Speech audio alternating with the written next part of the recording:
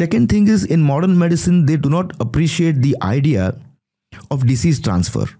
So disease is transfer from, it's Newtonian. Energy can neither be created nor be destroyed. Obviously, Newton also came after Henry VIII, also important. So it is all Newtonian. Diseases cannot be created nor be destroyed. They can only be transformed. In modern medicine till date, they only look at one particular system or one particular organ. And that's why they have specialists and super specialists. Because once the disease goes from this organ to the other, then you just change the doctor. And the person still remains sick, going to the same concept of fire alarm and the fire going, right? So for example, somebody coming with a skin problem, and you use some certain local application, ointments, liniments, so on and so forth, till the skin problem is suppressed, and then the patient starts getting some respiratory problems. Then you just change from the dermatologist now to the chest physician or the respiratory specialist. So the disease has transformed to a deeper level. So in fact, these guys should have been working together, right? But they are not. These are separate departments. I mean, okay, they will share their case records, but they will look at this case as completely different one.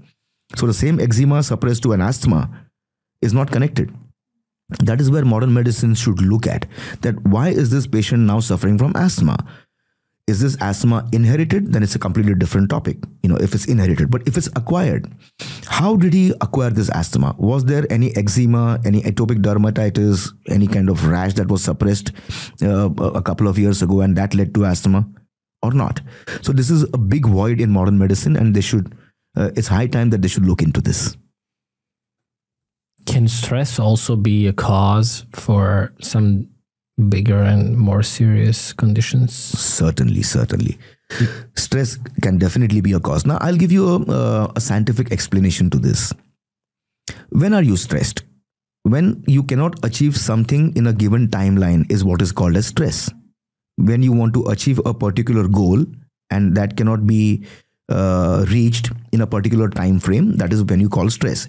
I mean, you cannot prepare for an exam for 10 years, right? If you have an exam coming next month, then you're preparing in a limited time to achieve that goal.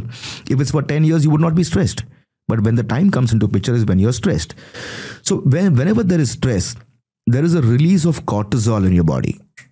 Now, cortisol is basically secreted by your adrenals or your kidneys. That give rise to, suppression of symptoms and can give rise to several other imbalances. So whenever cortisol is released, this directly has an effect on what is called as telomerase, which is a biomarker in your cells. How do you say the word?